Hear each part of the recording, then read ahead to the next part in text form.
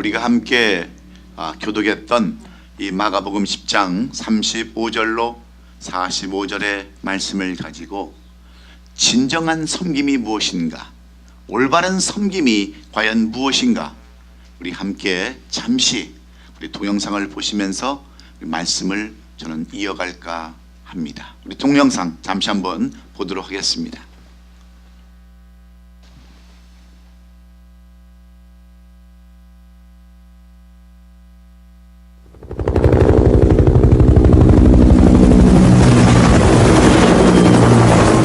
Look around you. In the 7th Cavalry, we got a captain from the Ukraine, another from Puerto Rico.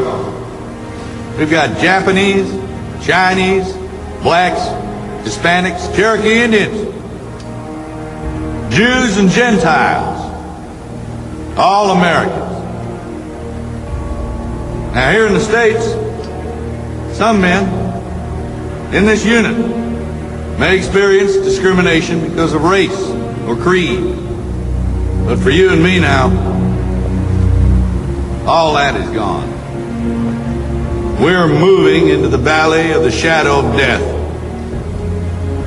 where you will watch the back of the man next to you as he will watch yours. And you won't care what color he is or by what name he calls God. They say we're leaving home. We're going to what home was always supposed to be. So let us understand the situation. We are going into battle against a tough and determined enemy.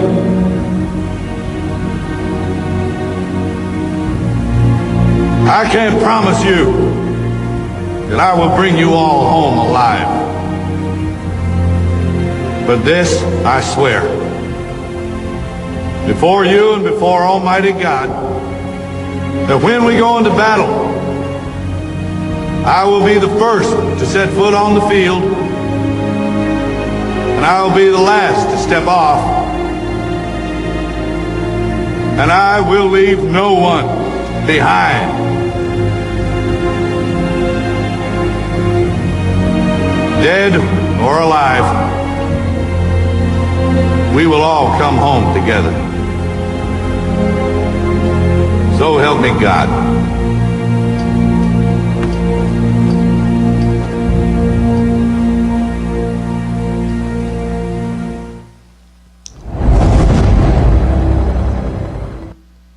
우리가 보았던 이 동영상은 베트남 전쟁을 주제로 했던 영화 We Were Soldier라고 하는 그러한 영화의 한 부분입니다.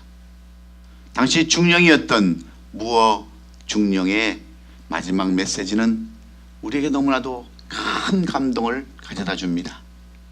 여러분, 왜 미국 군대가 그렇게 막강한 군대인 줄 아십니까? 그들은 절대로 사람이 죽으면, 군인이 죽으면 그 시체를 남겨두고 오지 않습니다. 반드시 그 시체라도 고향으로 데려오는 그 미국의 섬김 때문에 그렇습니다. 그래서 미국의 전략 커뮤니케이션 전문가요 TD 동영상 강의로 유명한 시몬 시렉이라는 사람이 쓴 책에 이런 책이 있습니다. 리더는 마지막에 먹는다 하는 책입니다. 이 책은 이 미국 그 사람들의 그 리더십, 그 섬김에 대해서 쓰고 있습니다. 이 시몬 시렉이라는 사람이 이 책을 쓴 동기는 두 가지 이유에서였습니다. 하나는 그가 해병대 장군을 만나서 물어본 이야기에서 이 책이 시작이 됩니다. 그는 장군을 만나서 장군에게 물어봤습니다. 왜 미국의 해병대가 그렇게 막강하고 그렇게 투철한 군인 정신을 가지고 어디 가서든지 싸워도 이기는 그러한 군대입니까? 물어봤을 때 장군은 이렇게 대답을 했습니다. 우리 해병대 장교는 맨 마지막에 밥을 먹습니다. 이렇게 얘기하더라는 거예요. 윗사람이 아랫사람을 섬기는 것으로 미국 해병대가 시작하고 있다고 하는 것입니다. 또 하나는 어느 사무실에 걸려 있었던 한 사진입니다. 어느 날 갑자기 총성이 울리자 어머니는 그의 아이를 껴안고 엎드립니다. 마지막까지 희생하는 엄마의 모습이 진정한 섬김이라는 것을 알았기 때문입니다. 그래서 오늘 이렇게 전쟁을 다룬 영화나 해병대의 그러한 모든 그 뒤에는 아름다운 섬김이 있다고 하는 것입니다.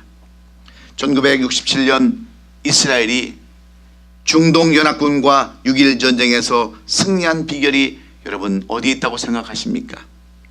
이스라엘 군대 지휘관들은 한결같이 군인들에게 앞으로 전진하라고 명령하지 않았어요. 이스라엘의 장교들은 전부 다 너희는 나를 따라오너라, 나를 따라오라고 그렇게 명령함으로 모범을 보이고 전쟁에 나감으로 인해서 그 전쟁은 6일 만에 그 막강한 중동연합군을 이기고 승리할 수 있었습니다. 그래서 확실한 리더십의 강사인 존 맥스웰 목사님은 예수님의 리더십을 모델로 삼고 있습니다. 건강한 리더는 섬기고 씻어주는 타올에 관심이 있지만 건강하지 못한 리더는 자기를 내세우는 타이틀에 관심을 갖는다 그랬습니다. 그래서 미국의 탁월한 적항공사인 사우스 웨스턴 항공은 이런 섬김의 경영 철학으로 기업을 이뤄감으로 성공신화를 이루었습니다. 직원들을 섬기면 직원들이 고객을 섬길 것이고, 그리고 고객이 궁극적으로 사업의 그러한 견인차가 되어서 주주들에게 큰 이익을 주는 것, 이것이 올바른 기업의 경영이며 기업의 순서라고 그들은 믿고, 이렇게 섬김으로 인해서 기업 전략에 큰 놀라운 성과를 거둘 수 있었습니다. 그런데 이러한 섬김의 전략은 사업에만 있는 것이 아닙니다. 우리의 삶에도, 우리의 신앙에도, 더 나아가서 전도에도, 선교에도 적용된다고 하는 것이 바로 이 섬김의 비밀입니다. 그래서 마테스트에서는 평생을 어떻게 살았습니까? 섬김의 삶으로 그의 인생을 시작하고 마쳤습니다. 그러면 오늘 본문에서 말하고자 하는 올바른 섬김은 도대체 어떤 것일까요? 오늘 본문은 어느 날 예수님께서 예루살렘으로 종려주의를 앞두고 올라가셨을 때에 제자들에게 앞으로 예수님께서 당하실 그러한 사건들을 말씀해 주셨습니다. 예수님께서 대제사장들과 서기관들에게 잡혀서 재판을 받고 십자가에 죽으신 뒤에 3일 만에 다시 부활하실 것을 말씀해 주셨습니다. 그러나 이 뜻을 알지 못하는 주님의 12제자 중에 야고보와 요한이 오늘 보면 30절에서 37절에서 예수님께 이렇게 얘기하는 겁니다. 여짜오되 주의 영광 위에서 우리를 하나는 주의 우편에, 하나는 주의 좌편에 앉게 해달라고 간청하는 겁니다. 그러니 여러분, 그 분위기가 얼마나 험악하고 얼마나 싸늘한 분위기였겠습니까? 그 나머지 10제자가 이 야고보와 요한을 보면서 어째서 너희들만 좌편에 앉고 우편에 앉게 해달라고 그러냐, 화를 내면서 그 분위기가 정말 심상치 않은 그런 분위기가 되었을 때 예수님은 그들을 향해서 주시는 핵심의 말씀이 오늘 본문 44절로 45절의 말씀입니다. 너희 중에 누구든지 으뜸이 되고자 하는 자는 모든 사람의 종이 되어야 하리라. 인자가 온 것은 섬김을 받으려 함이 아니라 도리어 섬기려 하고 자기 목숨을 많은 사람의 대성물로 주려 함이니라 말씀한 줄로 믿습니다. 당시 유대인들에게 있어서 가장 중요한 관심사는 어떤 자리에 앉느냐에 있었습니다. 다시 말하면 얼마나 많은 권세와 또 지위를 가졌느냐에 따라서 그 사람의 신분을 말해주는 것이었기 때문에 서로 높아지려고 애쓰는 삶을 살 수밖에 없었습니다. 그래서 제자들은 예수님께서 예루살렘 성에 올라가실 때에 그 성에 올라가셔서 이 나라를 통치하시면 하나는 좌의정으로, 하나는 우의정으로 삼아달라고 하는 것입니다. 그런데 예수님의 말씀은 너희가 높아지기를 원한다면, 그렇게 높은 자리를 차지하기를 원한다면 도리어 낮은 자리에 내려가 섬겨한다고 가르치는 말씀, 이 역설적인 바로 말씀이 오늘 이 본문이 우리에게 주시는 교훈의 말씀입니다. 예수님의 독특한 이 역설법의 교훈을 통해서 우리는 흔히 섬김 그러면 어떻게 생각을 하십니까? 남을 대접하고 높여주는 것을 섬김으로 알지만 예수님은 그 섬김 자체를 종의 자세를 갖는 것이라고 말씀해 주고 있는 겁니다. 섬김이 뭐냐? 바로 종, 노예의 모습을 갖는 것이 섬김이다, 이렇게 말씀하면서 이 종의 자세를 우리에게 세 가지로 말씀해 주고 있는데, 첫째는 바로 성품을 의미합니다. 종의 자세라는 것은 성품을 의미하는 겁니다. 태어날 때부터 가지고 있는 성질을 우리는 성품이라고 그러는데, 종과 같은 성품이 되지 않으면 섬김이라는 것은 기대할 수 없다고 하는 겁니다. 어떻게 여러분 주인의식을 가지고 남을 섬길 수가 있겠습니까? 그래서 우리는 오늘 이 말씀 속에서 우리의 성품을 바꿔야 합니다. 나는 이래서 못한다고, 나는 저래서 못한다라고 하는 그러한 우리의 성품을 바꿔야 우리는 섬김이라고 하는 데까지 나갈 수 있는 줄로 믿습니다. 여러분, 세상에서 섬김을 받고자 원하지 않는 사람이 누가 있겠습니까? 우리는 다 섬김받기를 원합니다. 누가 대접해주면 다 좋아합니다. 그런데 이렇게 남을 대접하고 섬기는 데는 다 약하지 않습니까?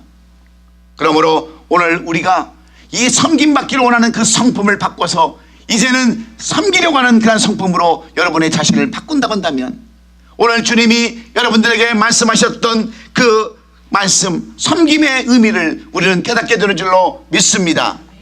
그리고 두 번째는 자기 부인입니다. 자기 피하예요. 자기를 낮추는 것이 바로 섬김의 자세입니다. 자신을 버리고 낮아지지 않으면 올바른 섬김은 다 할 수 없기 때문에 그렇습니다. 그래서 스스로 낮아지는 자기 낮춤, 자기 분이 있어야 하는 겁니다. 그 사도 바울은 빌립보서 2장 6절로 8절에서 뭐라고 교훈합니까? 그는 근본 하나님의 본체시라 하나님과 동등됨을 취할 것으로 여기지 아니하시고 오히려 자기를 비워 종의 형체를 가지사 사람들과 같이 되셨으며 사람의 모양으로 나타나사 자기를 낮추시고 죽기까지 복종하셨으니 곧 십자가에 죽으심이라 그랬습니다. 그분은 하나님과 똑같은 분이셨지만 결코 높은 자리에 여러분 앉지 않고 오히려 낮은 자리, 사람의 모습으로 종과 같이 겸손히 오셨으며 하나님께 순종하셨다 말씀하는 겁니다. 여러분, 내가 남을 섬기려면 그 사람보다 내가 낮아져야 남을 섬길 수 있고 그것이 올바른 섬김인 줄로 우리는 믿습니다. 어떻게 낮아지지 아니하고 어떻게 남을 높일 수 있겠습니까? 자기가 높은 자리에서 동등하게 취한다고 하는 것은 섬김이 아니는 거예요. 그냥 은혜를 베푸는 겁니다. 그러나 내가 낮아진 자세에서 겸손히 섬기는 것, 이것이 아름다운 섬김인 줄로 믿습니다. 그리고 세 번째 섬김은 사랑이 있어야 한다는 거예요. 본문 45절에 보면 예수님은 어떻게 섬기셨습니까? 예수님은 인간을 사랑하셔서 자기 목숨을 많은 사람의 대속물로 주려고 오셨다라고 말씀합니다. 마치 부모가 자식을 사랑해서 희생하듯이 섬김의 본질을 사랑해서 비롯된다라고 이렇게 말씀하는 거죠. 여러분, 사랑이 없으면 어떻게 남을 섬길 수 있겠습니까? 이 섬김 자체는 그래서 사랑임을 우리가 깨달아야 합니다. 그래서 보면 예수님은 왜 우리 보고 섬기라 하시는 것일까요? 예수님은 왜 우리 보고 이 섬김의 도리를 다라고 말씀하는 것일까요? 그리고 또 한 가지는 누구를 섬겨야 한다라고 말씀합니까? 어떻게 섬겨야 한다라고 말씀하는 것일까요? 우리는 오늘 세 가지, 우리가 왜 섬겨야 되는지, 누구를 섬겨야 되는지, 그리고 어떻게 섬겨야 되는지를 오늘 예수님의 삶을 모델로 삼아서 이 섬김의 깊이를 깨닫고 여러분도 섬겨서 정말 여러분 삶 가운데 놀라운 역사들이 나타나는 오늘 이 예배가 될 수 있기를 예수님의 이름으로 축원합니다. 그러면 왜 섬기라는 것일까요? 저는 이번 노예를 통해서 이 섬김의 깊은 뜻을 깨달았습니다. 우리가 6개월 동안 저희들은 기도했습니다. 제가 우리 이민환 권사님 간증을 했지만 저 역시도 이 모임을 하고 싶은 마음이 하나도 없었어요. 첫 번째는 물질입니다. 두 번째는 섬길 수 있는 자원입니다. 물질도 없죠. 자원도 없죠. 그저 순종이 제사보다 낫다라고 이 목사님 이번에 저쪽 어느 교회에서 노예를 하기로 했는데 도저히 감당이 안 돼서 못한다고 합니다. 목사님 한번 이 노예를 한번 기도하면서 해보십시오 하고 권면했을 때 저는 사실 두려웠습니다. 하기 싫었어요. 많은 돈이 요구되고 많은 희생이 요구되는 이 섬김을 내가 어떻게 해야 되는가 기도하다가 저는 결정했습니다. 예수 그리스도의 섬김을 한번 실천해 보려고 이 모임을 시작했는데 우리 권사님의 간증처럼 우리가 본 사진처럼 저는 정말 이 모임을 잘했다라고 그렇게 생각을 하는 거예요. 그러면서 왜 우리가 이 모임을 하는 것일까요? 43절에 보시면 오늘 본문은 이렇게 기록해 놨습니다. 너희 중에는 그렇지 않을지니 너희 중에 누구든지 크고자 하는 자는 너희를 섬기는 자가 된다고 그랬어요. 하나님께서 기뻐하시는 사람은, 하나님께서 정말 크게 만드는 사람은 누구냐? 다른 사람이 아니라 바로 섬기는 자다, 그런 말씀입니다. 하나님이 큰 사람이라고, 위대한 사람이라고 칭찬하는 사람은 다 섬김이 있는 사람들이다, 그런 말씀입니다. 그래서 예수 그리스도도 천국 보좌를 다 내려놓으시고 이 땅까지 오시지 않았습니까? 아니, 자기 목숨까지 다 희생하면서 섬기신 줄로 믿습니다. 여러분, 섬김 속에 기쁨이 있기 때문에 그렇습니다. 행복이 있기 때문에 그래요. 쉘 실버스타인의 작품 중에서 아낌없이 주는 나무라는 그러한 내용이 있습니다. 이 내용을 보면 이런 이야기입니다. 어느 소년의 집 앞에 나무 한 그루, 큰 그루가 서 있습니다. 이 소년은 어렸을 때부터 그 나무에 올라가서 놀이터처럼 놉니다. 과일도 따먹고 나무가지에 올라가서 놀이도 하고 그네를 매달아서 거기서 그네를 타기도 합니다. 그런데 이 청년이 어느덧 커서 청년이 됩니다. 이 청년이 된 이 소년이 이제 열매를 구할 때 이 나무는 아낌없이 과실을 내어줍니다. 그리고 날마다 자라나는 그 가지를 통해서 땔감을 공급해 줍니다. 그런데 이 청년이 어느 날 장년이 됩니다. 그곳에만큼은 영원히 살 수가 없어서 이 먼 무치로 나가기를 원하는데 이 청년에게는, 이 장년에게는 배가 필요했습니다. 그래서 나무를 잘라서 제목을 만들고 배를 만들어서 먼 육지로 나가 돈을 법니다. 그리고 오랜 세월이 지나서 이제 노인이 되어가지고 이 소년 되었던 소년이 노인이 되어서 다시 옛 자기 고향으로 돌아왔을 때 그 나무는 이미 베어져서 밑둥만 남아있지만 그 노인은 그곳에 앉아서 편히 쉼을 얻습니다. 그리고 그 책은 맨 마지막에 이렇게 끝을 맺습니다. 나무는 그래도 너무나 행복했습니다. 왜 그랬습니까? 모든 것을 다 줄 수 있어서, 모든 것을 다 섬길 수 있어서 나무는 행복했다라고 행복한 나무에 대한 이야기를 이렇게 해서 놓았습니다. 사랑하는 성도 여러분, 줄 수 있다고 하는 것, 베풀 수 있다고 하는 것, 그것이 행복인 줄로 믿습니다.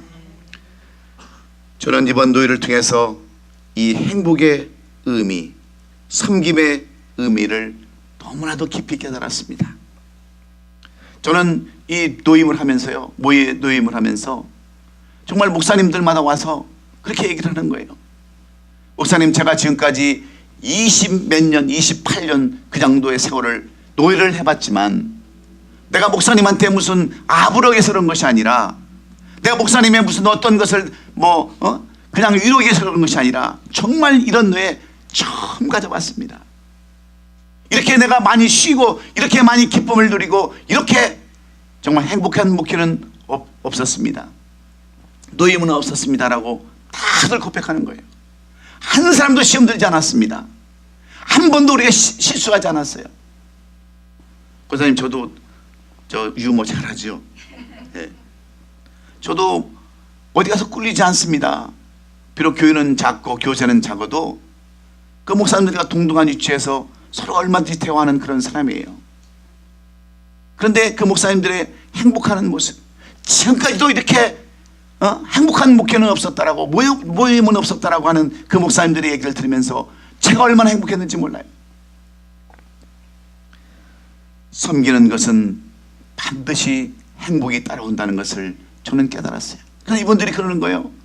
돌아오는 그 배 속에서, 목사님, 이 배가 롱비창으로 안 가고 저기 시애틀을 거쳐서 알래스카로 갔으면 좋겠습니다. 내리기 싫습니다. 전부 다 그랬어요. 왜 그렇습니까? 그 섬김이 바로 행복이기 때문인 줄로 믿습니다. 여러분, 행복해지기를 원하세요? 여러분, 기쁨이 넘치기를 원하십니까?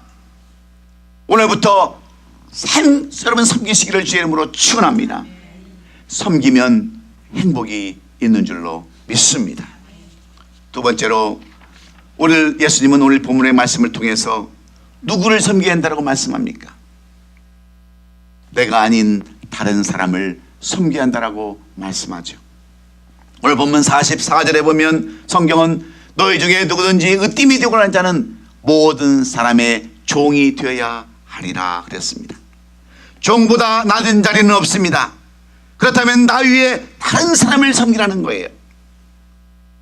소외된 사람들, 연약한 사람들, 없는 사람들, 그런 사람들을 섬기라는 거예요. 잘나고 똑똑하고 많은 것 가진 사람들을 섬기는 것은 섬기는 것이 아닙니다. 그것은 아부하는 거예요. 어떤 대가를 바라보고 투자하는 것과 무엇이 여러분 다를 바가 있습니까? 사랑하는 성도 여러분, 높은 자를 섬기는 것은 여러분 어렵지 않습니다. 그러나 낮은 자를 섬기는 것은 쉬운 일이 아닙니다. 그래서 섬김이 우리에게는 필요한 줄로 믿습니다. 우리 주변에는 우리보다 못한 사람들이 얼마나 많은 줄 아십니까? 소외된 사람들, 상처받은 사람들, 여러분 그런 사람들이 주위에는 너무 많아요. 가정이 깨져가지고요 힘든 사람들이 얼마나 많은 줄 아십니까? 자녀들이 여러분 정말 감옥에 가서 얼마나 힘든 삶을 사는 사람들이 많은 줄 아세요? 여러분들 그런 사람들 한번 섬겨보셨습니까? 그런 사람들 가서 한번 여러분 같이 대화를 한번 나눠본 적 있으십니까? 저는 이번 노예를 하면서요 그 목사님들을 보면서 저는 어떤 사람을 섬기는가를 저는 깊이 깨달았어요. 여러분 목사님들 중에는요 교인이 10명도 안 돼서, 그것도 어떤 장로님이 몇 사람 데리고 나와서 홀딱 다 나가가지고 자기 부부 둘이 있는 교회를 운영하는 그런 교회 목사님들도 있습니다. 교회 재단이 없어가지고 성전이 없어서 매일 빌려보고 시간마다 쫓겨다니고 의자 치우고 마이크 셋업하는 교회가 여러분 얼마나 많은 줄 아십니까? 그래서 목사님은 오늘도 예배 끝나면 우버를 운전하는 그런 목사님도 수특에 많이 있습니다. 은퇴해서 찾아오지 않는 외로움 가운데 사는 목사님들도 있습니다. 선교사님들 보세요. 행여나 누가 올까? 누가 와서 좀 도와줄까? 막연히 기도만 하고 눈만 뻐끔뻐끔하면서 기다리는 그 선교사님들, 그분들이 오셔서 위로받고 회복되고 할 수 있다는 비전을 가지면서 행복해하는 그런 모습은 바로 저에게는 얼마나 큰 기쁨이었는지 모릅니다. 그렇다고 뭐 제가 가진 게 많습니까? 누리는 게 많습니까? 그래도 그런 분들을 섬겨보겠다라고 했던 우리의 계획은 정말 하나님의 계획이었던 줄로 저는 믿습니다. 그래서 그분들이 다음에 목사님 한 번 더 하시죠. 우리 집사람이 옆에 있다가 이번에 우리 목회하다가 저 허리 나갔어요. 다음에는 목 나가라고요? 그랬어요. 여러분, 낮은 자를 섬긴다고 하는 건, 나보다 더 힘든 사람들을 섬긴다고 하는 것이 이렇게 기쁨인 줄 저는 몰랐어요. 이렇게 행복인 줄을 몰랐어요. 그래서 주님은 종의 자세를 가지고 낮은 자의 모습을 가지고 섬기면 그것이 바로 축복이요 행복이라고 말씀하는 줄로 믿습니다. 그래서 저희 교회는요, 없는 중에도 정말 우리가 지금 이 땅 내부터 먼저 하고 교회를 알리고 선전해야 되는 우리 교회인데도 불구하고 먼저 없는 돈 있는 돈 끌어다가 여러분 이 노예 모임을 갖게 된 줄로 믿습니다. 그런데 우리 교회가 연약한 줄 알잖아요. 지금까지 노예 모임을 하면서 13교회가 여러분 헌금하고 자체적으로 팔랑카를 만들어서 지금까지 노예 모임을 여러분 한 교회는 저희 교회밖에 없다고 그래요. 우리 교회밖에 없다고 그래요. 13교회가 모아서 도와준 교회는 우리 한 교회밖에 없다고 그래요. 그리고 더 놀라운 것은 이 강사님을 제가 정말 하나님의 은혜 가운데 잘 택한 것 같아요. 이 목사님이 문막에서 무슨 선한 것이 나겠느냐 하면서 이 목사님이 온다고 그러니까 그래서 안 온 사람들도 있어요. 야, 문막에서 무슨 선한 것이 나겠느냐. 지난주 목회 모임처럼 죽쓴다 죽서. 지난주 모임은 노예 모임은요, 목사님들이 설교 시간에 설교도 안 들어가고 저쪽 구석에 앉아서 잡담하고 그랬어요. 그런데 이번에는 제가 100% 다 참석했습니다. 한 사람도 빠진 사람이 없어요. 어떻게 하면 좀 더 말씀을 더 들을까? 막 눈이 번쩍번쩍하고 김광신 사모님은 제일 앞에 앉아가지고 그냥 박수치면서 웃고 깔깔대는 그러한 모습들을 보면서 여러분, 우리가 누구를 섬겨야 돼요? 나보다 못하는 사람들, 소외받는 사람들, 그런 사람들을 섬기다 보면 이러한 놀라운 역사들이 우리는 체험하게 될 줄로 믿습니다. 우리는 다 연약한 사람들이에요. 불쌍한 사람들입니다. 그런데 섬기면 섬길수록 여러분 기쁨이 배가 되고 행복이 배가 되는 줄로 믿습니다. 마지막으로 주님은 우리에게 그러면 어떻게 섬겨야 되느냐? 45절에 보시면 오늘 성경은 이렇게 말씀하셨어요. 인자가 온 것은 섬김을 받으려 함이라 오히려 도리어 섬기려고 자기 목숨을 많은 사람의 대성물로 주려 함이라 그랬습니다. 자기 목숨을 많은 사람의 대성물로 추리했다고 그래요. 목숨까지 주는 섬김, 이 헌신, 이 희생이 바로 올바른 섬김이다 하는 말씀입니다. 최선을 다하는 것이 바로 섬김이라는 거예요. 감동은요, 최선을 다할 때 감동이 되는 줄로 믿습니다. 대충 섬기는 것은 차라리 하나만 못하는 거예요. 페르시아에 시러스라고 하는 왕이 있었습니다. 전쟁에 나가서 적국의 왕과 왕비와 자녀들을 잡아왔습니다. 그리고 신문을 했어요. 먼저 왕에게 묻습니다. 내가 네 목숨을 살려주면 너는 나에게 무엇을 줄 것인가? 물었어요. 적국의 왕, 이미 패한 왕이 대답을 합니다. 네, 제 목숨을 살려주시면 제가 제 재산의 반을 드리겠습니다. 좋다. 그러면 내 자녀들을 살려주면 무엇을 줄 것인가? 네, 내 전 재산을 다 드리겠습니다. 그래서 왕이, 그 시리어스 왕이 고개를 끄덕끄덕 움직이다가 한 가지 마지막으로 묻겠다. 내 아내를 살려주면, 네 아내가 너무나도 이쁘고 아름다운데 내 아내를 돌려보내고 내 아내를 살려주면 너는 내게 무엇을 줄 것인가? 물었어요. 그러자 왕이 거침없이 얘기합니다. 네, 제 목숨을 드리겠습니다. 그랬어요. 근데 이 말에 감동을 받습니다. 다른 왕 같으면 어떻게 했어요? 자기 목숨 살리려고 자식이고 마누라고 다 팽개치고 어떻게 살궁리를 그렇게 할 텐데 자기 목숨까지 바치겠다고 하는 이 왕의 말을 듣고 시러스 왕이 감동을 받는 거예요. 비록 패전국이지만 망한 나라지만 저 왕을 보니까 저 나라는 다시 살아날 나라 같다. 그러면서 전부 다 아무 조건 없이 다 풀어줬어요. 그래서 왕은 자기 자녀들과 왕비를 데리고 나와서 자기 국에 들어와서 그날 밤 잔치를 벌입니다. 그래도 살아왔다고 하는 그런 잔치를 벌이면서 아내에게 묻습니다. 당신은 그 멋있는 시러스 왕을 보면서 무엇을 보았습니까? 그 잘나고 용맹 있고 지혜롭고 핸섬한 그런 모습을 보면서 당신은 무엇을 느꼈습니까? 당신 마음속에 어떤 것을 느꼈습니까? 묻자 그 왕비는 이렇게 대답을 합니다. 저는 두려워서 아무것도 못 봤습니다. 왕의 얼굴도 쳐다보지 못했습니다. 다만 내 왕비를 구해주면 무엇을 할 것이냐 했던 우리 남편, 우리 왕, 비록 패전은 했지만 목숨을 주겠다고 하는 그 왕을 저는 바라볼 수밖에 없었습니다. 오직 한 사람밖에 바라보지 못했습니다. 무엇을 얘기하는 거예요? 감동을 주는 것은 다른 데 있는 것이 아니라 최선을 다하고 목숨까지 주는 것, 이것을 말씀하는 거 아닙니까?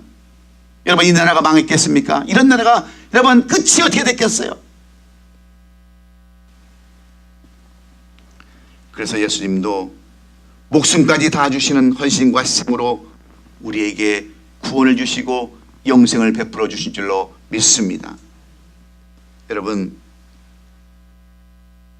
여러분들은 이 노예 모임을 시작할 때 또 목사님 쓸데없이 일 저지르는구나 그렇게 생각하실 분들이 많이 있었을 거예요. 그래서 그냥 강 건너 불구경하듯이 뭐 하신 분들도 물론 있으셨겠지만, 그래도 목사님이 무슨 뜻이 있겠지, 하나님이 어떤 뜻이 있겠지 하고 여러분들이 기도하고 협력한 덕분에 우리는 정말 이렇게 아름답게 노예 모임을 마칠 수 있었어요. 저는 노예 모임을 하면서 깨달았습니다. 섬겨도 그냥 섬기는 것이 아니라 목숨을 다해서 감동을 주는 이 섬김이 진정 아름다운 섬김이라는 것을 깨달았어요. 제가 여러분에게 한 가지 묻겠습니다. 세무서장과 경찰서장과 목사님이 함께 식사를 갔답니다. 그런데 식사를 다 끝나고 돈을 계산해야 되는데 서로 신발끈만 묻는 거예요. 서로 쭈삣쭈삣 대는 거예요. 결국 누가 돈을 냈겠어요? 우리 이종섭 장로님, 누가 돈을 냈겠어요? 예? 무슨 얘기를 했는지 몰라?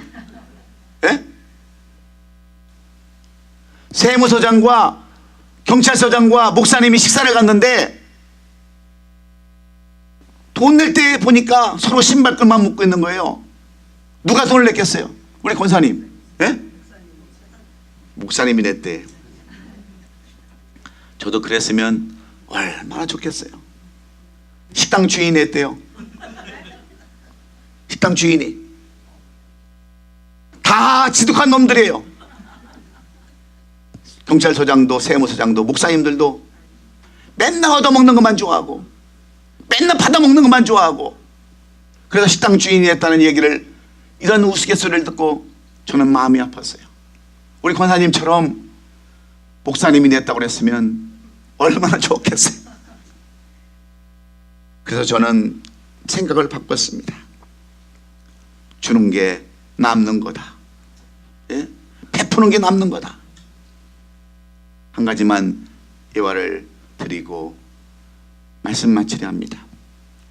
인도네시아에서 전해 내려오는 이야기가 있습니다. 오늘날 왕이 평복을 갈아입고 평민으로 위장을 해서 민정지차를 나갔습니다. 그때 길거리에 거지가 하나 앉아서 한 푼 주세요, 한 푼 주세요 소리를 지르는 거예요. 그래서 이 왕이 평민 목장으로 갈아입고 민간인으로 위장을 해서 찾아갑니다. 왜 너는 자꾸 달라고만 하냐? 너도 좀 줄 알아야 되지 않느냐? 섬겨봐야 되지 않느냐? 물어보니까 마지못해서 이 거지가 자기 자루에서 쌀 한 톨을 꺼내서 이 왕에게 줍니다. 그러자 왕은 그 쌀 한 톨만한 금덩어리를 몰래 거기다 집어넣었어요. 왜냐하면 받는 게 있으면 주는 게 있어야 되니까. 그런데 이 거지가 저녁 때쯤에서 그 자루를 열어보니까 황금이 번쩍번쩍 조그마한 쌀알갱이로 남아서 번쩍거리는 거예요. 그래서 깨닫습니다. 좀 더 많이 줄걸. 섬김은 많이 줘도 끝없이 줘도 돌아오는 게 복인 줄로 믿습니다. 여러분, 우리는 아직 결정 안 했어요. 그러나 교회가 성장하고 교회가 줄 수 있으면 저는 주려고 해요. 그것이 섬김이기 때문에 그렇습니다. 사랑하는 성도 여러분, 섬김은 반드시 부메랑처럼 베푼 것 돌아온다고 하는 것 잊지 마시고 우리 성도를 서로 섬깁시다. 우리 교회를 섬깁시다. 이웃을 섬깁시다. 선교지를 섬기고 또 다른 사람들을 섬기는 우리 교회와 저와 여러분들이 될 수 있기를 예수님의 이름으로 축원합니다. 축원합니다. 기도하겠습니다.